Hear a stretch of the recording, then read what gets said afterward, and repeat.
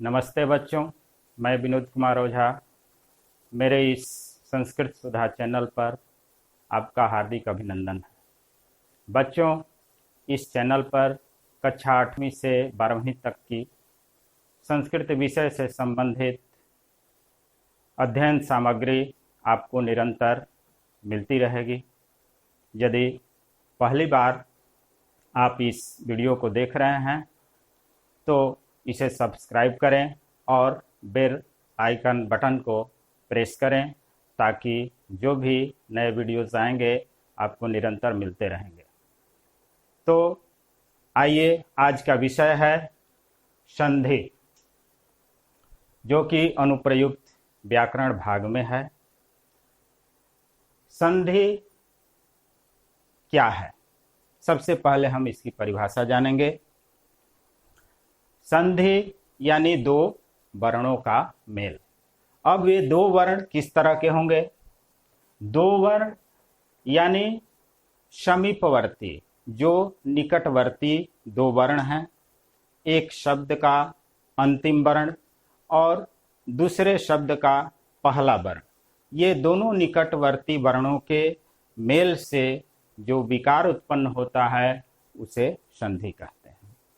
अब यहाँ विकार का मतलब क्या है? आप ये सोचते होंगे कि ये विकार क्या है। विकार मतलब परिवर्तन, यानी जब दो वर्ण मिल करके तीसरा नया वर्ण बनता है तो उसको विकार बोलते हैं। जैसे रमा प्लस ईशः, रमेश। यहाँ रमा में आ है और ईशः का ई है, ये दोनों मिल करके ए वर्ण हो जाता है, ए रूप बन जाता है, तब जाकर के शब्द बनता है रमेश। अब हम संधि के भेदों के बारे में जानेंगे। संधि के मुख्य 3 भेद होते हैं। इसे हम रैखिक चित्र के द्वारा समझ सकते हैं।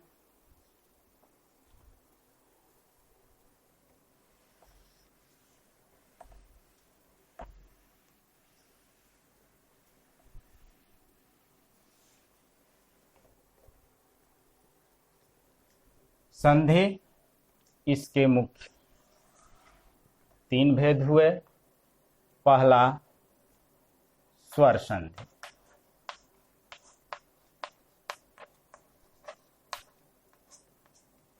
दूसरा हुआ व्यंजन संधि,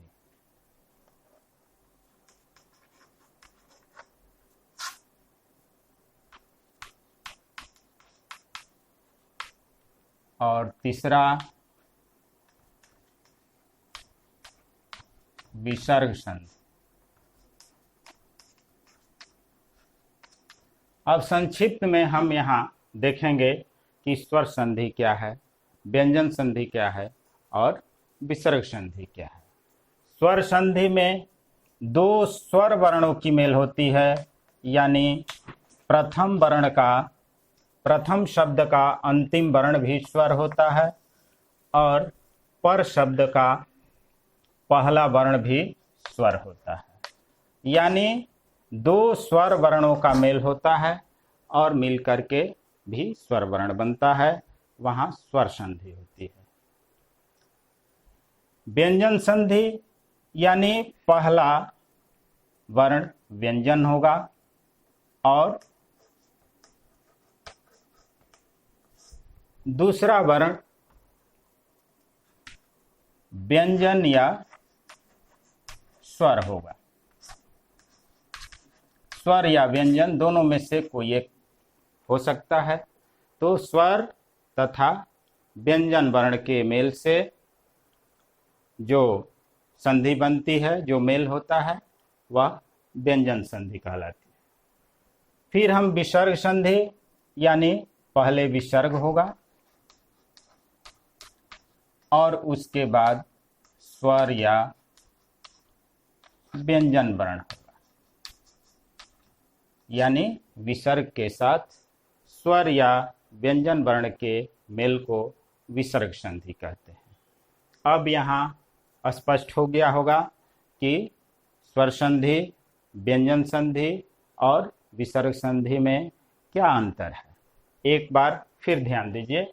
स्वर संधि जहां दो स्वर वर्णों के मेल से संधि होती है। व्यंजन संधि जहां व्यंजन के साथ स्वर या व्यंजन वर्ण का मेल होता है।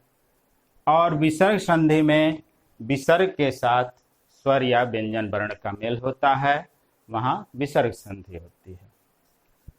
अब हम पहले स्वर संधि के भेदों को पढ़ेंगे, फिर क्रमशः आगे बढ़ेंगे। अब स्वर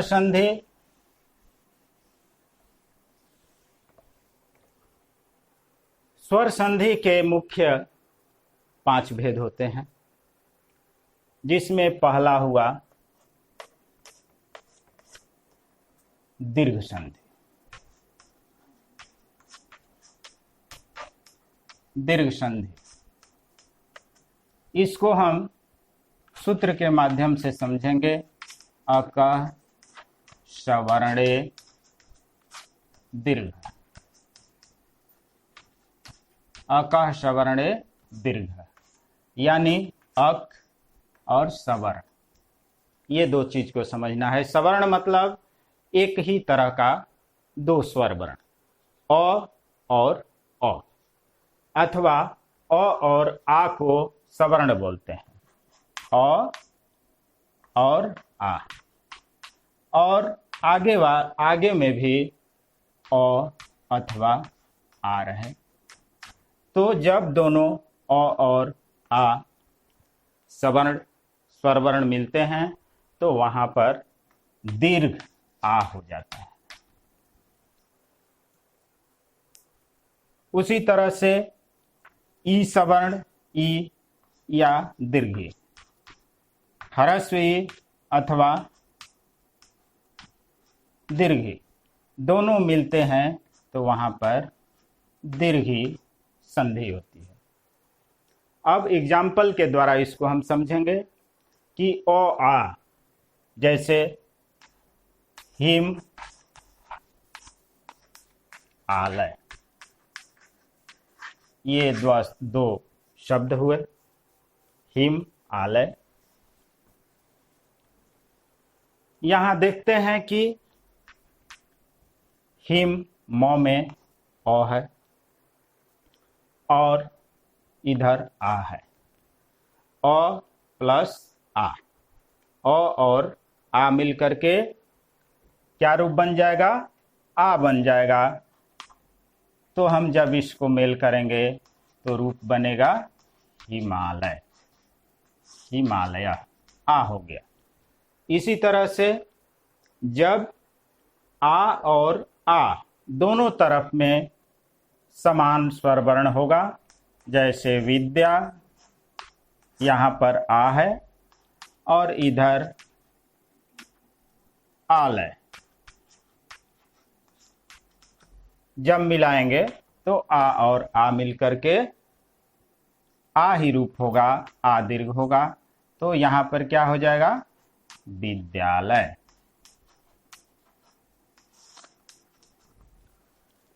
इसी तरह से ई और ई मिल करके दीर्घी होगा, उ और उ मिल करके दीर्घु होगा, री और री मिल करके दीर्घ री होगा। प्रत्येक का आपको एक एक एग्जाम्पल यहां देखना है, फिर आप उसको अभ्यास करेंगे। अब ई से संबंधित देखिए, मुनि प्लस ईसा, एक ह्रस्व है इधर ही, इधर दीर्घ ही है, दोनों मिलकर के दीर्घ ही हो गया मुनीषा। इसी तरह से उ का एग्जाम्पल देखिए, भानु प्लस उदय, क्या बना रूप? भा नुदया, दीर्घ हो गया। वैसे ही मातृ ऋकार हुआ, इधर भी ऋणम। री और री मिलकर के दीर्घ री हो गया मातृणम। बच्चों, ये आप ध्यान देंगे, संस्कृत और हिंदी दोनों में एक ही संधि होती है। जब आप इसको अच्छी तरह से समझ लेंगे तो हिंदी में जो भी संधि विच्छेद आएगा या संधि करने को आएगा, आप उसे आसानी से समझ सकते हैं और आप सही सही संधि विच्छेद कर सकते हैं। अब आप दीर्घ संधि के बारे में समझ गए होंगे। अब हम स्वर संधि के दूसरे भेद के बारे में समझते हैं। दीर्घ संधि के बाद हम देखेंगे दूसरा गुण संधि। गुण संधि, गुण क्या है? यहां पर आपको सूत्र है आद गुण, यानी ए ओ अर, ये तीन को गुण बोलते हैं। ए ओ और अर, यही तीन गुण संधि में आते हैं। अब ए कैसे होता है, ओ कैसे होता है और अर कब होता है? तो जब ओ आ के बाद ई रहे, ह्रस्वी या दीर्घी, तो वहां ए गुण होता है। ओ आ के बाद यदि ह्रस्व या दीर्घ रहे तो ओ गुण होता है। इसी तरह ओ आ के बाद जब री रहे तो वहां अर गुण होता है। ए ओ और अर, इस तरह से दो स्वर वर्णों के मिलने से ये गुण बनते हैं। अब इसे एग्जाम्पल के द्वारा समझेंगे, बिल्कुल स्पष्ट हो जाएगा। अब देखिए, देव जोड़ इंद्र, यहां औ है और ई है, ये दोनों मिलकर के ए हो जाएगा और रूप बनेगा देवेंद्र। अब औ उ का उदाहरण देखिए, सुर जोड़ उदय, औ उ मिल करके ओ हो गया, रूप बना सुर यो दया।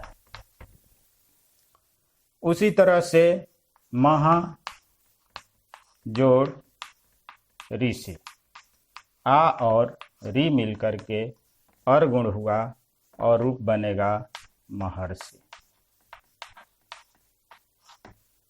इसी तरह से और भी बहुत से उदाहरण होंगे जिसका आप अभ्यास कीजिएगा। अब गुण स्वर संधि के तीसरा भेद, स्वर संधि का तीसरा भेद समझेंगे, वृद्धि संधि।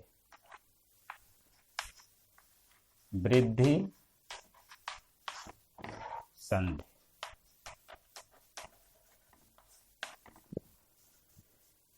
वृद्धि रेची, ये सूत्र हुआ।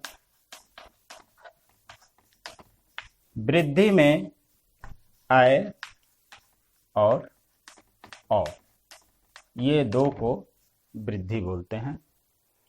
जब औ आ के बाद ए रहे अथवा आय रहे तो आ ए मिल करके आय वृद्धि होती है। उसी तरह से औ आ के बाद यदि ओ या औ रहे तो वहां अवृद्धि होती है, यानी अ आ के बाद ए दोनों मिलेंगे, अवृद्धि होगा। अ आ के बाद ओ रहे अथवा औ रहे तो वहां पर अवृद्धि होगा। अब इसको उदाहरण में समझेंगे। जैसे 1 जोड़ एकम, इधर अ है, इधर ए है, अ ए मिलकर के अ हो जाएगा, रूप बनेगा ए कै कम। इसी तरह से जहां पर गंगा जोड़ ओघ है, यहां आ है और ओ है, आ ओ मिलकर के अवृद्धि होगी तो रूप बनेगा गंग गौ घ, गंगौघ। इसी तरह से आप वृद्धि संधि के अन्य उदाहरण को आप अभ्यास करेंगे, अधिक से अधिक अभ्यास करेंगे, आपको समझ में आ जाएगी। तो बच्चों, आज इस स्वर संधि के 3 भेदों को पढ़े, शेष भेदों को हम अगले वीडियो में देखेंगे। चूँकि स्वर संधि बड़ा है, पूरे एक पीरियड में नहीं हो सकता है, एक वीडियो में बहुत ज़्यादा हो जाएगा, इसलिए आप इसको अगले दिन समझेंगे। ये वीडियो यदि आपको अच्छी लगी हो तो आप इसे अधिक से अधिक शेयर कीजिएगा और इसे लाइक कीजिए, ताकि अधिक से अधिक लोगों तक इसे पहुंचाया जा सके, इससे मदद मिल सके। और हाँ, यदि यहाँ किसी भी बिंदु पर आपको कन्फ्यूज़न हो तो उसे कमेंट बॉक्स में ज़रूर पूछिए, उसका मैं समाधान करने की कोशिश करूँगा। धन्यवाद।